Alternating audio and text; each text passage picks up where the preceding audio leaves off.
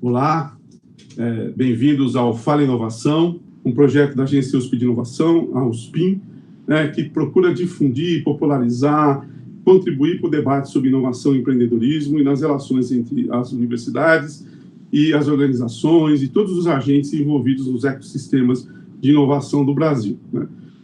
Meu nome é Josmar Andrade, eu sou professor do curso de Marketing da Escola de Artes e Ciências e Humanidades, a USP Leste. Também sou assessor da coordenação da Agência USP de Inovação para a área de Marketing e Empreendedorismo, e é um grande prazer receber aqui hoje dois convidados muito especiais, o Guilherme do Amaral e o professor Leonardo Gomes, para conversar um pouco sobre as pontes no ecossistema de inovação entre aquilo que liga a universidade, as organizações do mercado, e no meio de tudo isso, o fomento às startups, ao empreendedorismo, que podem contribuir para resolver os desafios e as necessidades das organizações do mercado. Eu vou começar apresentando os dois, o currículo dos dois é grande, então a gente vai tentar resumir, que é para poder ganhar mais tempo com a discussão, que eu acho que é o que mais interessa para vocês. Então, eu vou começar pelo Guilherme. O Guilherme é graduado em Economia, tem doutorado em Engenharia de Produção pela Universidade de São Paulo, e atualmente atua como especialista em inovação na empresa de transmissão de energia elétrica ISA-CETEP. Ele é pesquisador do Laboratório de Gestão da Inovação do Departamento de Engenharia de Produção da Politécnica da USP, e atuou já como assessor especial da Agência Brasileira de Desenvolvimento Industrial. Ele já foi consultor, atua na gestão e no desenvolvimento de projetos de pesquisa e desenvolvimento, em estudos setoriais com ênfase no setor elétrico, e na análise de viabilidade econômica de projetos e assessoria estratégica para grandes consumidores industriais de energia e para empresas concessionárias de energia elétrica. O currículo é grande, tem uma grande especialização na parte de transmissão e energia. O professor Leonardo Gomes, ele é graduado em Engenharia de Produção e também é doutor em Engenharia de Produção pela Escola Politécnica da Universidade de São Paulo. Já passou períodos de intercâmbio na Universidade de Cambridge, e agora eu vou tentar aqui no meu francês, me perdoa aí, falar o melhor que eu consigo. Na École Supérieure d'Ingénieurs em Électrotechnique e Électronique, certo? É isso mesmo? Perfeito. Atualmente ele é professor do curso de Administração da Faculdade de Economia, Administração e Contabilidade da USP, a FEA, e ele desenvolve pesquisas nas áreas de inovação, empreendedorismo tecnológico acadêmico, planejamento estratégico e tecnológico, em technology roadmapping, tomada de decisão sobre complexidade e incerteza e formulação de políticas públicas em contexto de crise. Especialmente para o tema da nossa conversa, que hoje é sempre uma conversa, ele é coordenador científico do Bridge, que é um projeto que está sendo sediado em Nova USP.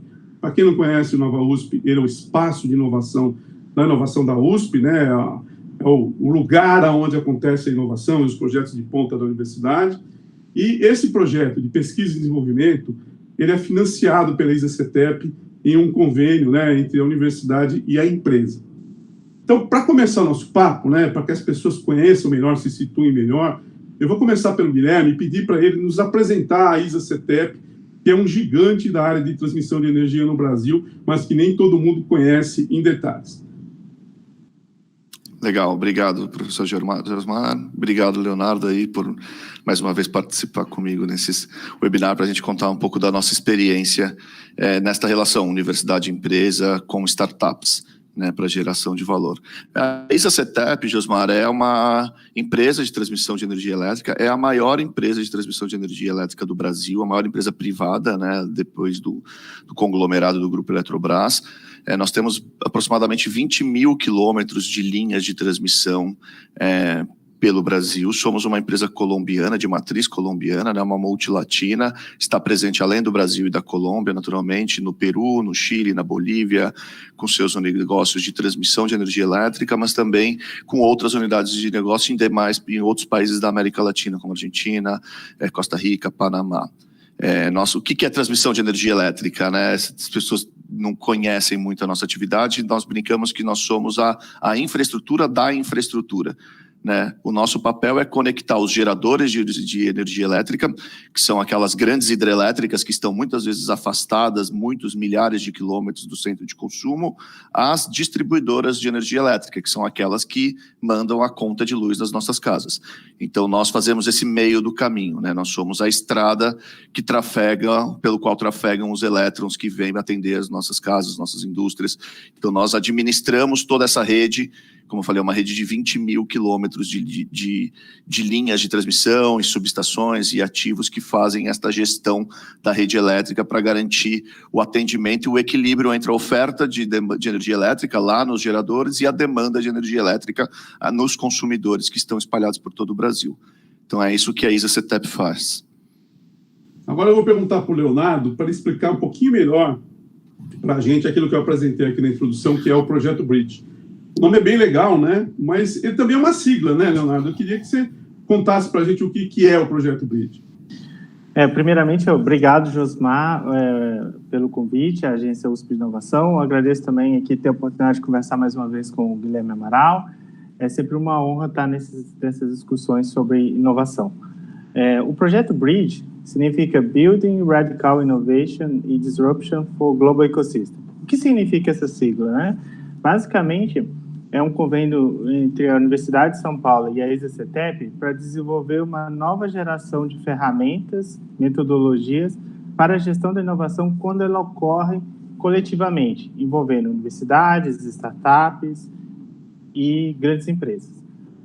O que nós fazemos no Bridge, que está sediado no Inova USP, que é exatamente esse espaço dos projetos estratégicos de inovação da Universidade de São Paulo, é pensar como que a inovação mais disruptiva, mais radical, ela pode ocorrer por meio da colaboração entre essas três entidades, as universidades, startups e grandes empresas. O que nós percebemos que juntar atores mais diversos, por um lado, possibilita produzir inovações de grande impacto, por outro lado, traz também desafios muito grandes, como, por exemplo, a startup é uma empresa pequenininha, nascente, mais frágil, mas, porém, muito flexível.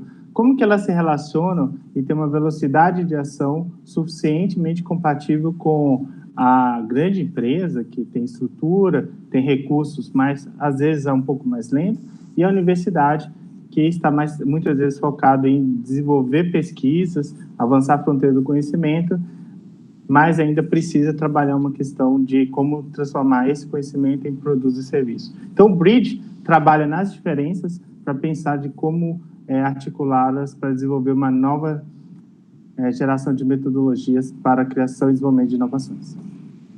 Então, Bridge é uma palavra em inglês, certo? Que quer dizer ponte, né? E nós estamos falando aqui de construir pontes entre as universidades, né? E que servem como fomentadoras, o lugar onde se cria pesquisa, né, em vários níveis, na graduação, na pós-graduação, e, obviamente, na própria atividade de pesquisa da universidade, e o mundo do outro lado das empresas e organizações que têm problemas, desafios e necessidades que podem e devem ser atendidos, certo? E eu queria fazer uma pergunta para vocês dois, né? É muito importante para a gente tentar situar um pouco a situação atual do Brasil.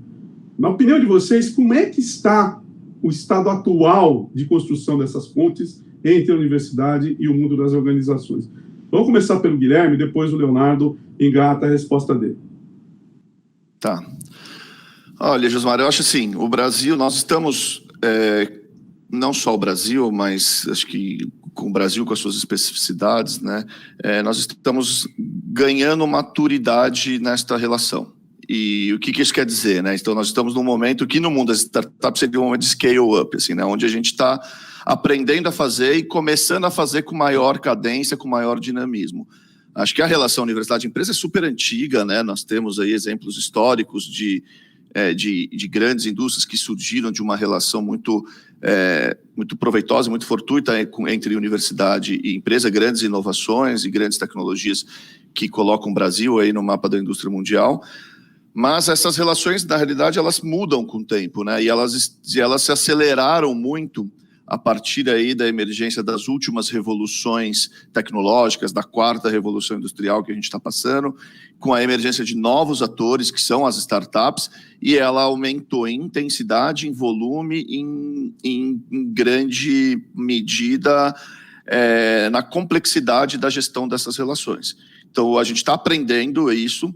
Acho que assim, eu vejo uma evolução muito grande dos últimos 5 anos, né? Você pega a discussão em 2015, entre 2010 e 2015, a gente estava aprendendo a entender o que era Open Innovation, o que significava essa palavra, tanto as grandes corporações, quanto a universidade, quanto as próprias startups estavam se entendendo. E de 2015 para cá, a gente começou a jogar o jogo e estamos cada vez mais maduros em relação a isso. A gente tem visto um grande avanço, mas ainda restam incertezas grandes em relação a isso. Como se dá essa relação, e o mais do que como se dá, é como a gente garante que a relação seja a mais eficiente possível na geração de valor para toda a sociedade, para as universidades envolvidas, para as startups envolvidas e para as empresas envolvidas. Então, é isso que nós buscamos e perseguimos construir junto com a universidade, por isso nós estamos engajados no Bridge junto com a USP para entender como isso é feito e desenvolver metodologias e praticar essas metodologias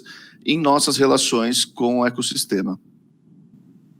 Leonardo, pode engatar aí nessa reflexão que o Guilherme fez? Claro. Acho muito boa a pergunta. Nós temos que pensar essa pergunta em termos de algumas variáveis, né? Um pouco o Guilherme já mencionou antes. Primeiro, é a qualidade dessas relações, depois a intensidade e a escala. Quando a gente pensa nas relações universidade e empresa, elas existem há muito tempo, tem vários registros, vários pesquisadores, como o Renato Garcia, vem explorando isso e mostrando que sim, as universidades se relacionam com as empresas. Talvez a nossa questão nisso passa a ser a intensidade dessas relações, como elas frequentes são e sobre que temas elas versam, né? E aqui nós começamos a ter uma dificuldade de pensar sobre isso, né? Porque as relações para trabalhar mais inovações radicais, mobilizar mais, gerar mais valor para a economia e para a sociedade, aí ela começa a ficar um pouco mais escassa realmente. E quando a gente pensa na escala do que o Brasil precisa, aí eu acho que nós temos um problema ainda maior. Então, se a gente vai pensar nas relações de universidade e empresa, elas ocorrem no Brasil, elas são numerosas, mas elas têm um desafio muito grande de aumentar a intensidade, avançar para questões mais profundas de inovação e abertamente aumentar a escala. A economia brasileira pede muito mais inovação do que a gente realiza. E aí nós temos um problema 2, muito importante também, que é fundamental ter o setor corporativo, o setor produtivo da sociedade desenvolver inovações. E o número de empresas que fazem isso no Brasil é muito pouco, grandes empresas. As startups é um ator que preenche um pouco esse universo, mas não é suficiente para, literalmente, dar com a complexidade e a necessidade da economia brasileira. E aí eu entro para o meu último ponto da minha resposta, da minha reflexão, é que, como toda relação, os desafios vão mudando ao longo do tempo. Então, entra na questão da dinâmica que o Guilherme falou, que seria minha quarta variável. E aí, o que a gente tem percebido é que tem surgido novas estruturas, novos mecanismos, como os laboratórios em conjunto, universidade e empresa, como o Bridge mas a USP, a Universidade de São Paulo, tem outros muito famosos, e outras universidades no Brasil, que visam justamente aprofundar o relacionamento entre universidade e empresa, desenvolvendo projetos mais estratégicos, de longo prazo e de alto impacto. Então, o que eu vejo é que a gente precisa avançar nessa agenda, entendendo exatamente que vencer os preconceitos do passado, se tem ou não tem, a gente tem. É que agora nós temos outros desafios muito importantes para superar nessa agenda. Muito interessante sua reflexão. A gente tem muita coisa que falar, né? E se a gente tivesse mais tempo, a gente ia falar, inclusive, pela preparação da universidade para interagir com o mercado. Lugares que possam interagir. Às vezes, como você disse, tem preconceito, às vezes a própria formação universitária não leva as pessoas para o universo do empreendedorismo, da busca por inovação. Mas essa é uma conversa grande, eu te convido depois para a gente conversar melhor sobre isso no outro condição. Escuta, a Rose me mandou uma mensagem agora aqui, me lembrando que as pessoas que estão assistindo podem fazer perguntas via, né, o chat do YouTube, que depois a gente, se der o tempo, a gente conseguir encaixar para o Guilherme e para o Leonardo responder essas perguntas. Guilherme, a gente falou até aqui de 3 atores nesse ecossistema, certo? As universidades, né, as organizações, não necessariamente empresas, às vezes você pode ter ONGs, outros tipos de organizações que podem estabelecer essas pontes, né? E as startups, que são fomentados dentro das atividades de ensino e pesquisa dentro da universidade, às vezes vêm de fora, mas que podem encontrar em incubadoras, em espaços como o BRID, um lugar de existência, certo? Então, são 3 agentes. Faltou um 4º agente aí, que faz parte da tripla hélice da inovação que a gente precisa conversar, certo? Que é o governo. Na sua opinião, que já trabalhou dentro de governo, Guilherme, o que é que o governo, como é a ação do governo dentro desse sistema, quais são os desafios e quais são as oportunidades? Legal.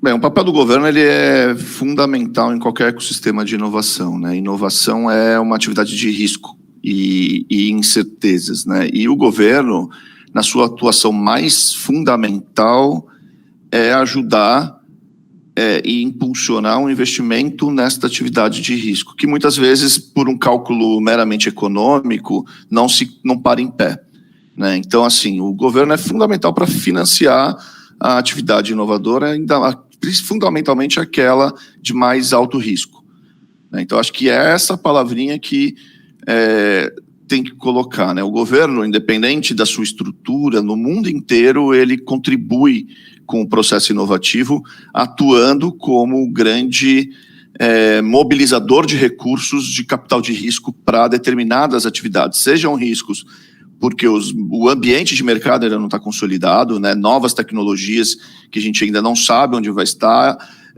e isso muitas vezes porque a pesquisa ainda está nos seus estágios muito iniciais, né? Na pesquisa básica aplicada. Então é fundamental o governo dar atenção para isso, porque o capital privado dificilmente vai aportar os recursos necessários nestas etapas e com esse grau de incerteza, ou seja, porque é necessário escalonar a inovação, né? Muitas vezes algumas tecnologias precisam de recursos muito grandes, assim, para você botar essa tecnologia no mercado. E esse volume de recursos é muito difícil você conseguir articular no mercado sem a mão do governo, sem o apoio do governo. E é isso que os governos fazem em todo o mundo, né? No Brasil, especificamente, nós temos um ponto que está em pauta agora, né, já para trazer um ponto que está em pauta na discussão, que é o Fundo Nacional de Desenvolvimento Científico, Tecnológico e Inovação, né? E nós temos esse FNDCT, ele foi constituído lá nos anos 70, e ele é sistematicamente contingenciado para outros usos do governo que não para investimentos em tecnologia e inovação. A CNI e outros órgãos de governo têm feito uma grande campanha. Foi aprovada uma lei no Congresso recentemente proibindo o contingenciamento desses recursos para que esses recursos de fato sejam para oxigenar ou fazer esses investimentos em capital de risco que eu acabei de falar. E o governo, ele, por questões fiscais, tributárias, pelo atual momento do país, ele cancelou, não sei a palavra ali, né? Ele não aprovou essa lei, né? E acho que esse é o debate que a sociedade tem que fazer, assim, aonde existe esse recurso, nós precisamos dele para aumentar a qualidade do nosso processo de desenvolvimento econômico, né? Trazer maior empreendedorismo e inovação nesse crescimento econômico.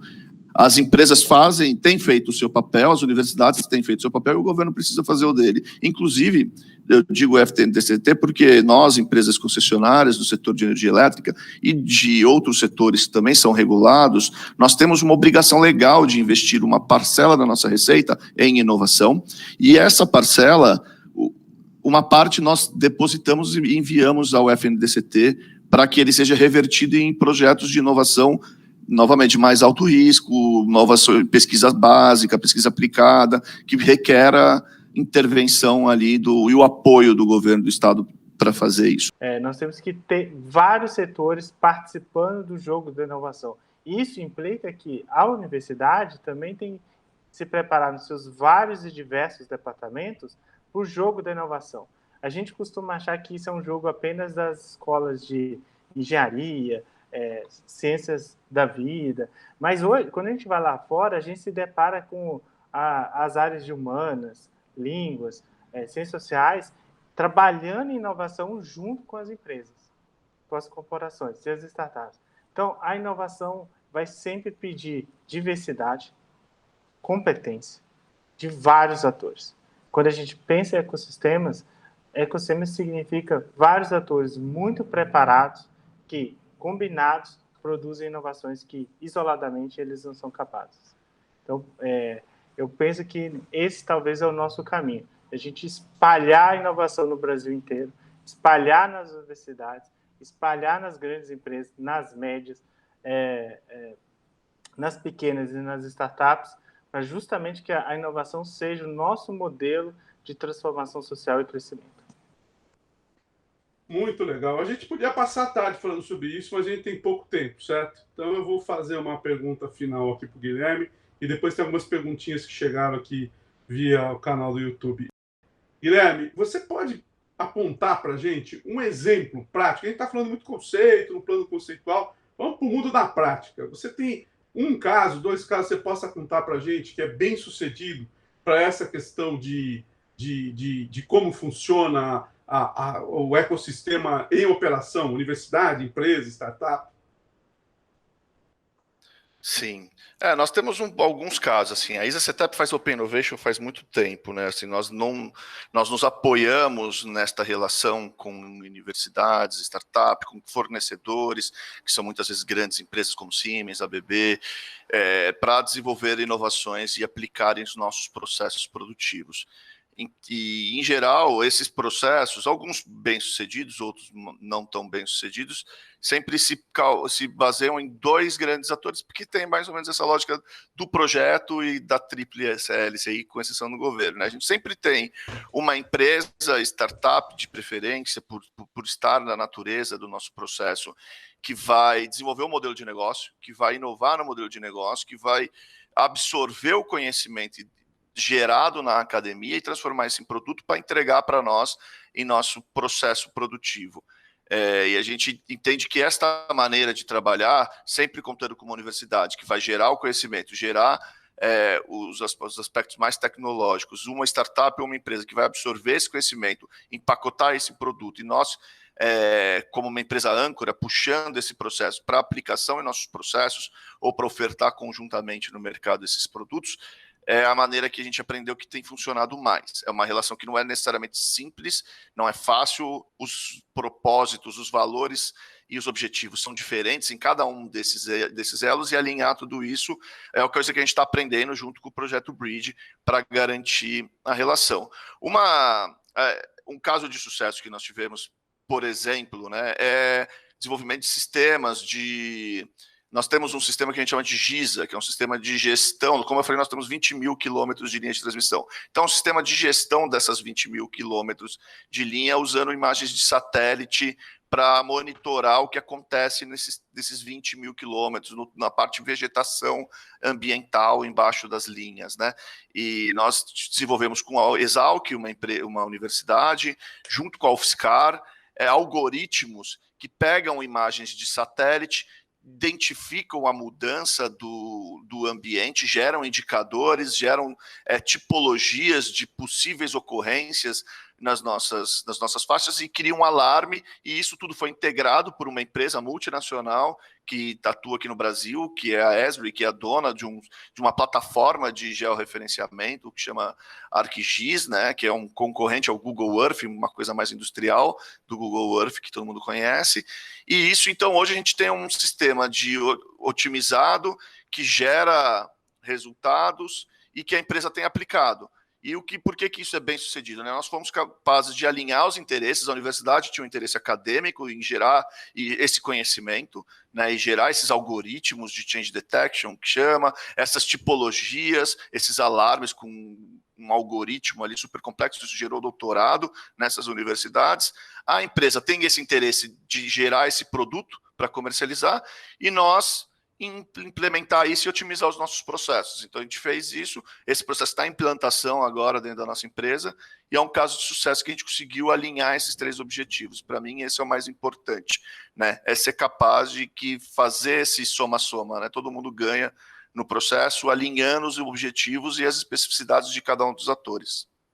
Eu acho que esse que é o segredo, né, Guilherme? Nós temos desafios e problemas que nós precisamos de competências das mais variadas naturezas e nem sempre as organizações têm os especialistas lá dentro para resolver esses problemas. E a interação com a pesquisa, com a academia, com as técnicas, não somente da academia, às vezes da startup que está num espaço longe da academia, é o que permite a agilidade do processo, a multiplicidade de olhares que podem oferecer soluções, não é isso? Né? E nós temos duas perguntas aqui que eu gostaria de fazer para vocês, que deu tempo de chegar, né? Então, o primeiro do Samuel Rufino, que dá os parabéns pela iniciativa do encontro, né? E ele pergunta o seguinte: o que falta para a gente ter mais ações inovadoras que potencializem a produção de negócios e empregos? Né? Eu vou deixar para onde vocês responderem essa pergunta e a segunda eu deixo para o outro, tá? Quem arrisca? Leonardo? Essa é uma pergunta desafiadora, né?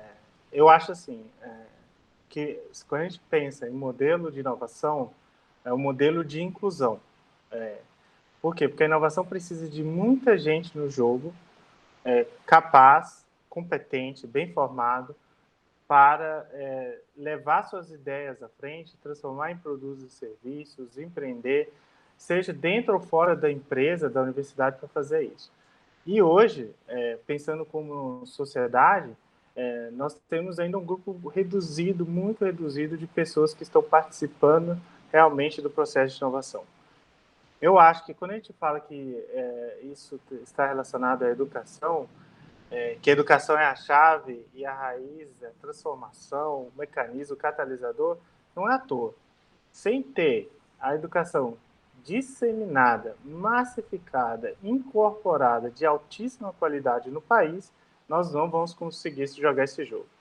O jogo da inovação eu brinco com as pessoas falando que ele é um esporte caro, arriscado, mas ele tem que ser feito com o maior número de pessoas.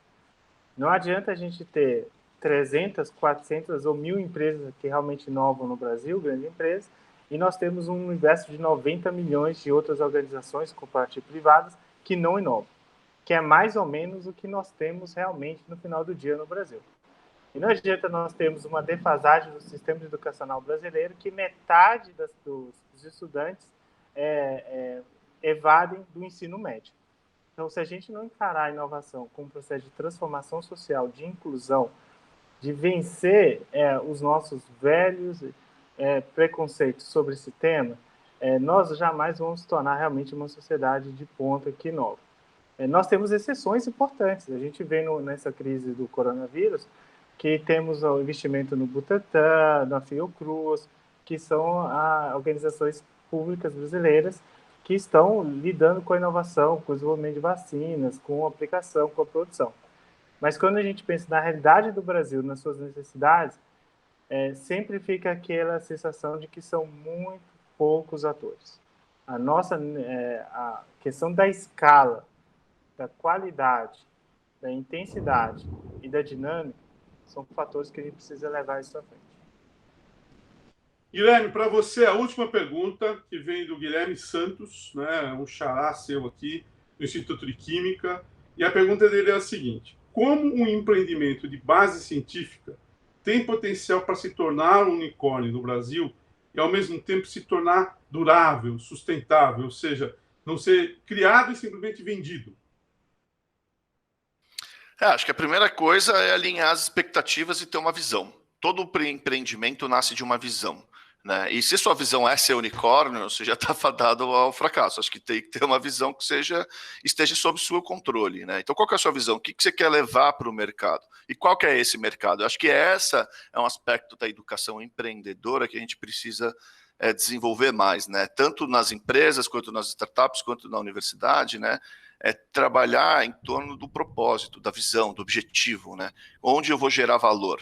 E aí, se você gera valor, esse valor vai ser reconhecido, você vai conseguir acumular recursos em torno do seu projeto e seu projeto vai crescer, você vai ganhar clientes e o fim disso, se você vai virar um unicórnio, fazer um um IPO, se você vai sofrer uma compra e vai ser comprado por uma outra empresa, aí é função de uma estratégia que você vai ter, né? Mas acho que a visão de negócio é o mais importante, né? Conhecer o mercado e acho que quebrar os muros e se aproximar do mercado das empresas é o primeiro passo.